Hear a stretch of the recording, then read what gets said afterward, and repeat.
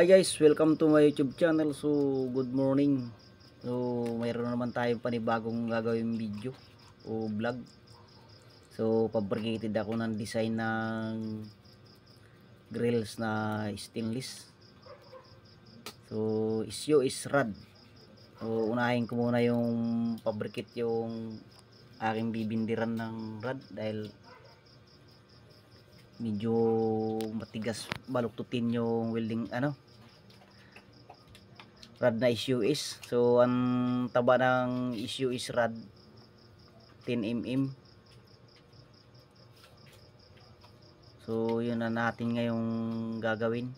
Tapos yung haba ng magiging bulaklak ng grills 300. So bali lilikuin ko siya. Yan, pinuputol-putol ko na yung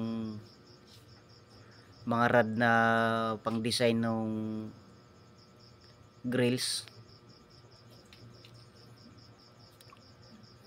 Bali 10mm po yung kapal niyan.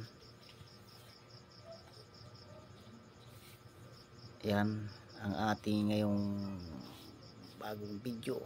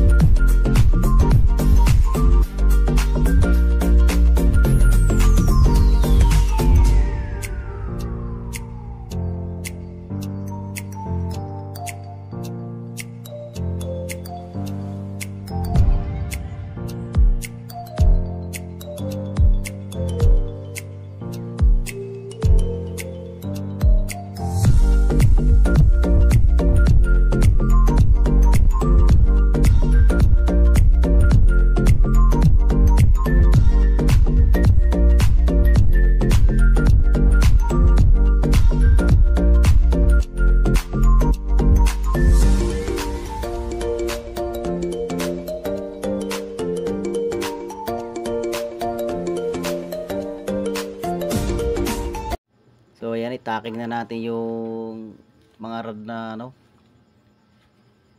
issue is rod.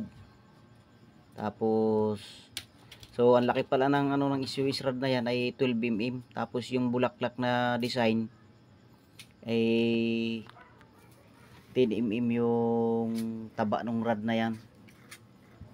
Yung kapal. So yan ang magiging muka ng design ng grills na yan. So yan ang atin yung pangalan pala nung design na yan ay rose. Yan ang bulaklak niyan. So yan, tinataking ko na at bali sa susunod pa yung bapping. Abangan nyo yung next video nyan. So yun ngayon ang ginagawa ko sa ngayong linggo na to.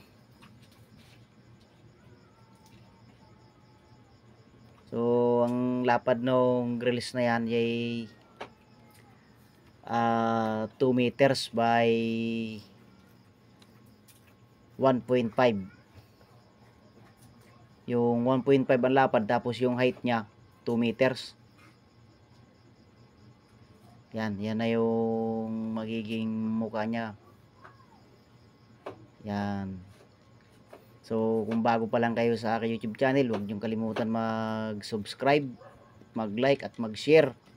At pakipindot na rin ang notification bell para updated kayo sa aking mga video.